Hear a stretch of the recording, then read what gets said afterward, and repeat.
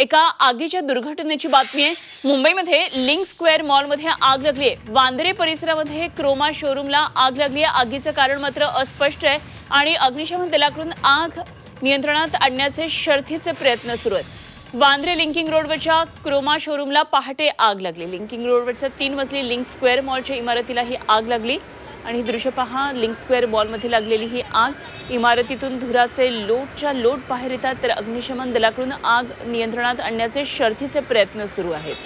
Croma शोरूमला आग लागली, लिंक स्क्वेअर मॉलमध्ये ही आग लागली। वांद्रे परिसरातली ही आगीची दुर्घटना आहे। अत्यंत भीषण अशी ही आग दिसते। आमचे प्रतिनिधी मनश्री पाठक सध्या आपल्या बरोबर आहेत। आणखी सविस्तर तपशील जाणून घेऊया। मनश्री, काय नेमके आगी संदर्भातले आणखी तपशील आहेत? भीषण आग दिसते आहे।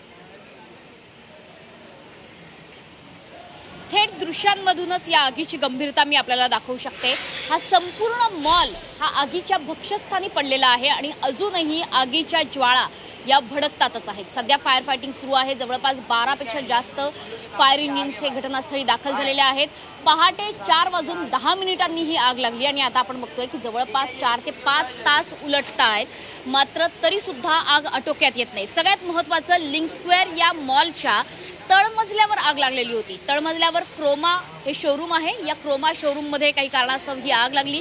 प्राथमिक कारण सांगितलं जातं की शॉर्ट सर्किटमुळे ही आग लागली, मात्र तळमजल्यावर लागलेली ही आग अशा पद्धतीने धुमसली की आपण समोर बघतोय अगदी वरपर्यंत छत सुद्धा जळून खाक झालेला आहे। म्हणजे तळमजल्यावरची आग ही धुमसली इतक्या मोठ्या प्रमाणात की ती पसरत छतापर्यंत जाऊन पोहोचली आणि आता छत सुद्धा संपूर्ण मोडकळीस आलेला आहे। छत सुद्धा जळून खाक झालेला आहे। त्याच्यामुळे आतल्या दुकानांची काय अवस्था झाली असेल याची आपण कल्पनाच न केलेली बरी। सध्या आपण बघतोय की हे एक शोरूम आपल्या समोर आहे, ज्या ठिकाणी फायर फायटिंग सुरू आहे। अक्षरशः आतलं सगळं सामान, आतले सगळे कपडे हे जळून खाक झालेले आहेत। इथल्या दुकानदारांचं मोठं आर्थिक नुकसान झालेलं आहे। त्याच्या पुढचं एक शोरूम आपण पुढे जाऊन बघितलं तर अजून सुद्धा त्या ठिकाणी आगीच्या ज्वाळा या धुमसत आहेत। आपण इकडे बघितलं तर फायर फायटिंग सुरू आहे, मात्र अग्निशमन दल जरी शर्थीचे प्रयत्न करत असले तरी सुद्धा एका बाजूची आग विझवल्यानंतर दुसऱ्या बाजूने पुन्हा एकदा ज्वाळा आगीच्या भडकताना आपल्याला बघायला मिळतात। या मागच्या बाजूपर्यंत मगाशी काही वेळापूर्वीपर्यंत ही आग धुमसत नव्हती, मात्र पुन्हा एकदा या ठिकाणी आग धुमसायला सुरुवात झालेली आहे आणि आपण इथे बघतोय की आतलं सगळं सामान, आतले सगळे कपडे हे अक्षरशः जळून खाक झालेले आहेत। त्याच्यामुळे इतक्या मोठ्या प्रमाणात ही आग लगेच पसरेल अशी कल्पना कुणीही केलेली नव्हती। अग्निशमन दलाने लेवल 4चा कॉल दिलेला आहे। हा सर्वात गंभीर कॉल मानला जातो। सुरुवातीला जेव्हा आग झाल्याचं कळलं तेव्हा लेवल अर्थातच 1चा कॉल देण्यात आलेला होता। शॉर्ट सर्किट झाल्यामुळे ही आग लवकरात लवकर आटोक्यात येईल असं सुद्धा वाटत होतं, मात्र त्यानंतर आतापर्यंत लेवल 4चा कॉल देण्यात आलेला आहे। त्याच्यामुळे परिस्थितीची गंभीरता आपण समजू शकतो। हा मॉल कुणाच्या मालकीचा आहे तर जिशान सिद्दीकींनी असं सांगितलेलं आहे की त्यांच्या वडिलांनी म्हणजे बाबा सिद्दीकींनी हा मॉल मोठ्या प्रेमाने बनवलेला होता, मात्र आता ह्या मॉल आगीच्या भक्ष्यस्थानी पडताना ते बघतायत। ते सुद्धा या घटनास्थळी दाखल झालेले आहेत आणि एकंदरीतच इकडचे काही दुकानदार सुद्धा आपल्या सोबत आहेत।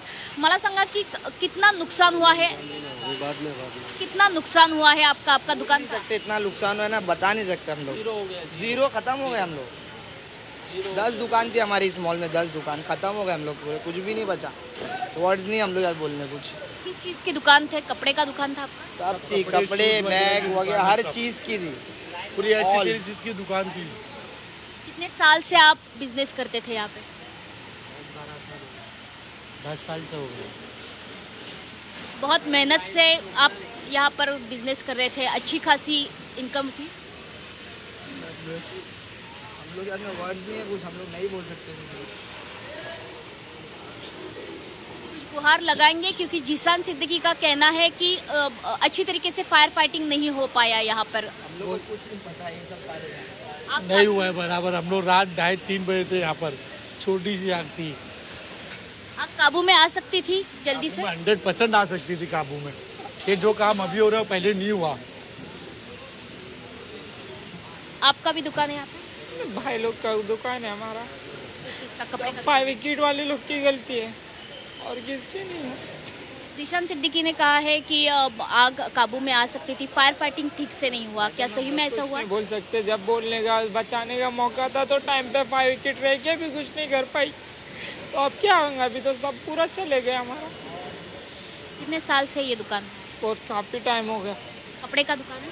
कपड़े का jeans shirt T shirt shoes वगैरह 2 बजे से आग लगी हुई है। नश्री, निश्चितच लोकांच्या डोळ्यामध्ये अश्रू आहेत. मोठं आर्थिक नुकसान आहे खरं तर या व्यावसायिकांचं. साधारण पहाटेच्या दरम्यान आग लागलेली आहे. तर जवळपास 4 ते 5 तास झालेत, मात्र ही अजूनही आगीवर नियंत्रण येऊ शकले नाही. आणि या व्यावसायिकांच्या मते, जे प्रत्यक्षदर्शी आहेत त्यांच्या मते, ही आग अगदी छोट्या स्वरूपात होती. वेळीच जर ही आग विझवली असती, नियंत्रणात आली असती, तर एवढं मोठं नुकसान झालं नसतं. अत्यंत खरं तर व्यथित झालेले, भावनिक झालेले हे सगळे व्यावसायिक दिसतात. मनश्री, धन्यवाद दिलेल्या या सगळ्या सविस्तर तपशिलांसाठी आणि ही दृश्य झी24 तास प्रेक्षकांपर्यंत पोहोचवण्यासाठी. मनश्री पाठक आमचे प्रतिनिधी आपल्याबरोबर होते. आपण बघूया 3 महत्त्वाची दृश्य या आगी संदर्भातली. ही आग लागली अत्यंत भीषण मोठी 11-11 खरं तर ही आग आहे. आधी ग्राउंड फ्लोअरला लागली, आग वाढत वाढत सगळ्या शोरूम पर्यंत पोहोचली. मोठं आर्थिक नुकसान प्रत्येक शोरूम मध्ये असलेल्या वस्तूंचं झालेलं आहे. तर हे पूर्णपणे हा मॉल आहे तो या आगीच्या भक्ष्यस्थानी पडलाय. मोठं आर्थिक नुकसान खरं तर या व्यावसायिकांचं आहे आणि आग नियंत्रणात आणण्यासाठी शर्थीचे प्रयत्न सध्या अग्निशमन दलाकडून सुरू आहे. 4 नंबरचा हा कॉल आहे जो सगळ्यात गंभीर आगीचा समजला जातो. त्यामुळे ही आग आता किती तासामध्ये पुढे नियंत्रणात येते हे बघणं महत्त्वाचं ठरेल. आमच्या प्रतिनिधी मनश्री पाठक या सर्व घडामोडीवर लक्ष ठेवून आहेत.